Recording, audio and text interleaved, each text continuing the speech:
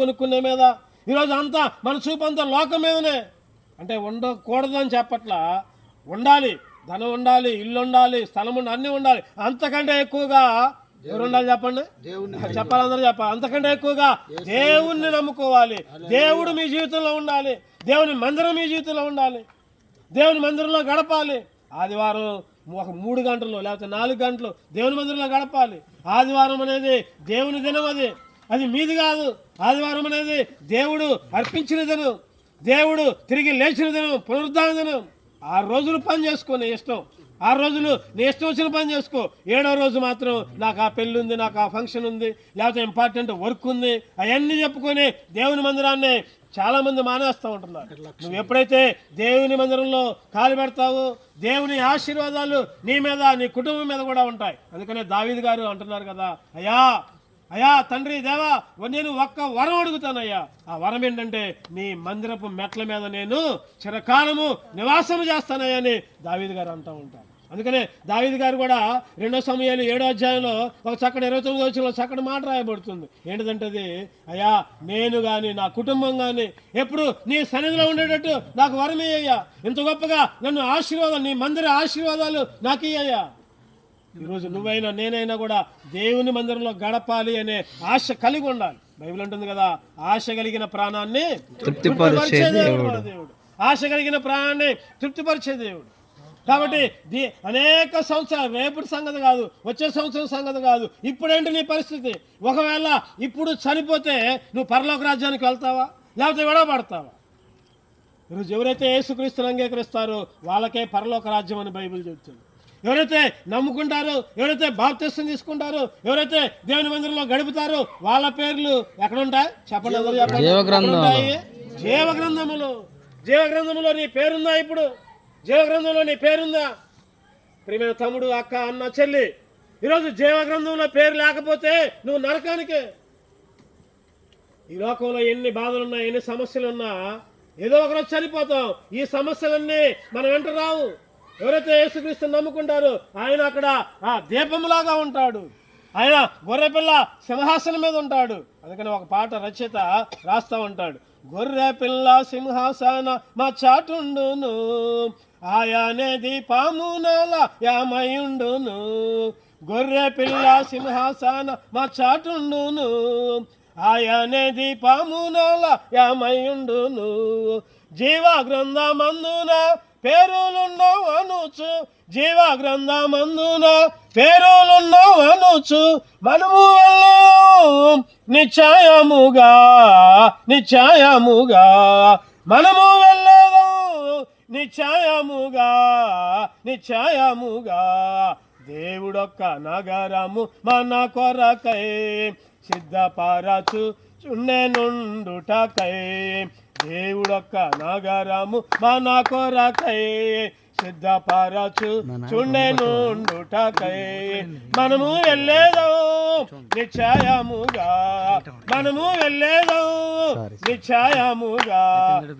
దేవునికి స్తోత్రం. హల్లెలూయా. నిజంగా నువ్వు జీవగ్రంథంలో పేరుంచుకొని పరలోక రాజ్యానికి వెళ్తావా లేకపోతే జీవగ్రంథంలో పేరు లేకుండా నరకానికి వెళ్తావా? ఒకసారి పరిశీలించుకో, ఒకసారి ఆత్మ విమర్శన చేసుకో. ఈ ధనవంతుల్లాగా లోకం కొరకు లేకపోతే రేపటి కొరకు అనేక సంవత్సరాల కొరకు కాకుండా ఈరోజు నా పరిస్థితి ఏంటి ఆలోచించుకోవాలి ఒకసారి. ప్రియనేస్తమ గుర్తుపెట్టుకో. 3వది కూడా చూద్దాం రండి. అక్కడ ఇంకో మాట చూద్దాం. అక్కడ తినుము త్రాగుము సంతోషించుము. ఏమనుకుంటున్నాడు చెప్పండి? తినుము త్రాగుము సంతోషించుము. ప్రాణంతో చెబుతున్నాడు, తిను తాగు సంతోషించు. తినటంలోనే సంతోషం ఉందని అనుకుంటున్నాడు, తాగడంలోనే సంతోషం ఉందని అనుకుంటున్నాడు. ఈరోజు చాలా మంది ఈ లోకంలో కూడా చాలా మంది తిను త్రాగు సుఖించు. ఒక ఆయన అంటున్నాడు కదా, కావో పీవో ఎంజాయ్ కరో అంటున్నాడు. తిను త్రాగు సంతోషించు. ఈరోజు చాలా మంది కూడా తిను త్రాగు సంతోషించు. తినటంలోనే సంతోషము తినటంలో లేదు, త్రాగటంలో లేదు. ఈరోజు చాలా మంది ధనవంతులు ఉన్నారు, చాలా మంది ఐశ్వర్యవంతులు ఉన్నారు, అందగాళ్ళు ఉన్నారు, పెద్ద పెద్ద వాళ్ళు, గొప్ప వాళ్ళు ఉన్నారు. వాళ్ళందరూ కూడా వాళ్ళందరూ కూడా సంతోషం లేక నిద్ర పట్టక, రాత్రులు పోతే నిద్ర పట్టట్లా. పెద్ద పెద్ద పరుపులు ఉన్నాయి, మంచి మంచి బెడ్లు ఉన్నాయి, మంచి మంచి ఏసీలు ఉన్నాయి, అయినా కానీ నిద్ర పట్టట్లా. కారణం ఏంటంటే నెమ్మది లేదు, జీవితంలో సంతోషం లేదు, ఎప్పుడు బాధే, ఏదో ఒక సమస్య. ఈరోజు ఈ లోకంలో సంతోషం లేదు. బైబిల్ ఉంటుంది కదా, యేసులో సంతోషం, యేసుక్రీస్తులో సంతోషం. ఈరోజు అటువంటి సంతోషం నీకు నాకు కావాలంటే యేసుక్రీస్తుని నమ్ముకోవాలి. యేసుక్రీస్తుని నమ్ముకుంటేనే సంతోషం, యేసుక్రీస్తుని నమ్ముకుంటే నెమ్మది. తినడానికి ఉన్నా లేకపోయినా, ఉండడానికి ఉన్నా లేకపోయినా, ఈ లోకంలో ఏదున్నా ఏది లేకపోయినా యేసుని కలిగి ఉంటే ఆ సంతోషం వేరేగా ఉంటుంది. అందుకనే బైబిల్లో అంటూ ఉంటుంది, బైబిల్లో ఒక వాక్యం ఉంటుంది, చెప్పన సఖ్యమును మహిమాయుక్తములైన సంతోషాన్ని నేను అనుభవిస్తున్నానని పౌలు గారు చెబుతూ ఉంటారు. ఈరోజు ఆ యేసుక్రీస్తుని నమ్ముకున్నందువల్ల చెప్పన సఖ్యమైన సంతోషం ఉంది. ఈరోజు ఈ సంతోషం నీకు కావాలా? ఈ సమాధానం నీకు కావాలా? లేకపోతే నెమ్మది నీకు కావాలా? ఒకసారి అంట ఒక వృద్ధాప్యంలో ఉన్న ఒక వ్యక్తి విమానం ఎక్కి వేరే దేశం వెళ్తున్నాడంట. కుమారుడు అన్నాడంట, నాన్న ఇండియాలో నీకేం పనేక, నేను అమెరికాలో ఉన్నా కదా, నా దగ్గరకు వచ్చాయి నాన్న, నా దగ్గరకు వచ్చాయి, నా దగ్గర హాయిగా ఉంది. కానీ విమానం ఎక్కాడంట, విమానం ఎక్కాడు, విమానం పోతా ఉంది. లోపల ఈ వ్యక్తి దేవుని అంగీకరించిన వ్యక్తి, దేవుని నమ్ముకున్న వ్యక్తి, అయ్యో నా కుమారుడి దగ్గరికి వెళ్తున్నా, హాయిగా నా కుమారుడి దగ్గర ఉంటా అనుకుని బయలుదేరాడు. విమానం ఎక్కాడు. విమానం ఎక్కి కొద్దిసేపు పోగానే, విమానం బయలుదేరగానే ఉగ్రవాదులు వచ్చి విమానాన్ని హైజాక్ చేశారు. తుపాకులు తీసి పైలట్ దగ్గరకు పోయారు, అందరి దగ్గర చూపించారు, మీరు ఎక్కడో అక్కడ కూర్చోండి, ఈ విమానాన్ని హైజాక్ చేశాం మేము, ఈ విమానాన్ని మేము హైజాక్ చేశాం, అందరినీ చంపుతాం, మా కోరికలు, మాకు కొన్ని డిమాండ్లు ఉన్నాయి అని ఆ ఉగ్రవాదులు చెప్పారు. అందరూ భయంతో వణికిపోతున్నారు. అయ్యో ఎట్లా, అయ్యో మేము చచ్చిపోతామే, అయ్యో మమ్మల్ని చంపుతారే, ఎట్లా అని అందరూ బాధపడుతున్నారు, ఏడుస్తున్నారు. కానీ ఈ వ్యక్తి లోపల కూర్చొని పాడబాడుకుంటున్నాడు. ఏమనంటే సంతోషం పొంగింది, సంతోషం పొంగుతున్నది, హల్లెలూయా యేసు నన్ను రక్షించిన నాటి నుండి నేటి వరకు సంతోషం పొంగుతున్నది. ఏం పాట పాడుకుంటున్నాడు చెప్పండి? సంతోషంగా చప్పట్లు కొట్టుకుంటూ ఎగురుతూ ఉంటున్నాడు, పాట పాడుకున్నాడు. వీళ్ళందరూ ఏమో పిచ్చోళ్ళు చూసినట్టు చూస్తున్నారు. అరే పిచ్చోడా, అరే ముసలోడా, పిచ్చోడా, అరే కొద్దిసేపట్లో మనం చచ్చిపోతున్నారా, ఎందుకురా నీకు సంతోషం, ఎందుకు నువ్వు చచ్చిపోతున్నావు అంటున్నాడు కదా. అయ్యా చంపితేనేమో పరలోకానికి పోతా, చావకపోతే నా కుమారుడి దగ్గరకు పోతా. చెప్పండి, అందరూ చెప్పండి ఒకసారి. చంపితేనేమో ఎక్కడికి పోతాడంట? పరలోకానికి. చావకపోతే కుమారుడు దగ్గరకు. దేవునికి స్తోత్రం చేద్దాం ఒకసారి, చెప్పండి గట్టిగా ఒకసారి.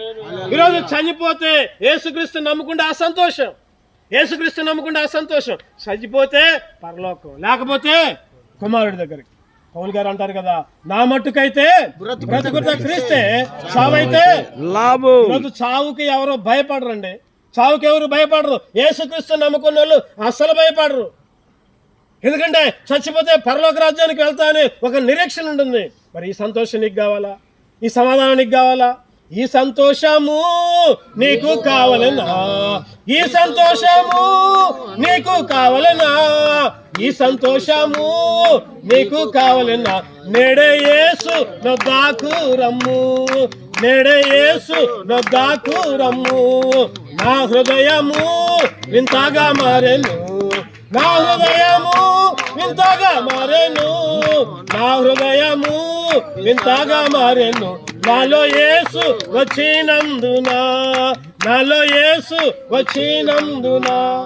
చెప్పండి, మీ హృదయంలో యేసుక్రీస్తు ఉన్నారు అన్నోళ్ళు ఒకసారి దేవునికి స్తోత్రం చెప్పండి ఒకసారి. నా హృదయంలో యేసుక్రీస్తు ఉన్నాడు, నాకు సంతోషం ఉంది, సమాధానం ఉంది. ఈరోజు అటువంటి సంతోషాన్ని కలిగి ఉండాలంటే యేసులో నువ్వు ఉండాలి. తినటం, తాగటం, ఏమి ధరించుకుందామా, బైబిల్లో ఉంటుంది, ఏమి తిందుమా, ఏమి తాగుదుమా, ఏమి ధరించుకుందామా, దీని కొరకు కాదు నువ్వు ఆలోచించేది. మొదటగా పైనున్న వాటిని వెతకండి, పరలోక రాజ్యాన్ని వెతకండి. అప్పుడు నీకు కావాల్సిన తిండి అయినా, తాగేదైనా, బట్టలైనా, నీకు ఆస్తి అయినా, లేకపోతే నీకు ఏది లేదో అది దేవుడు ఇస్తాడు. ఇయ్యకపోయినా నా దేవుని మీద విశ్వాసం ఉంచా, నేను దేనికి వెనకాడను అనే నిరీక్షణను కలిగి ఉండాలి. బైబిల్లో ఉంటుంది ఒక మాట, కొంతమంది ఎట్లా ఉంటున్నారంటే యేసుక్రీస్తుని నమ్ముకుంటున్నారు, దేవుని దగ్గరకు వస్తున్నారు, దేవుని దగ్గరకు వచ్చి మళ్ళీ ఏదైనా చిన్న కష్టం రాగానే నాకేంది దేవుడు ఈ కష్టం చేసిండు, నాకేంది దేవుడు ఎట్లా బాధ ఇచ్చిండండి, అని వెనక్కిపోతున్నారు. రాబోయే దీవెనలో పొందుకోలేకపోతున్నారు. ఈరోజు ఎటువంటి కష్టమైనా, ఎటువంటి ఇబ్బంది అయినా, ఎటువంటి శోధన అయినా, ఎటువంటి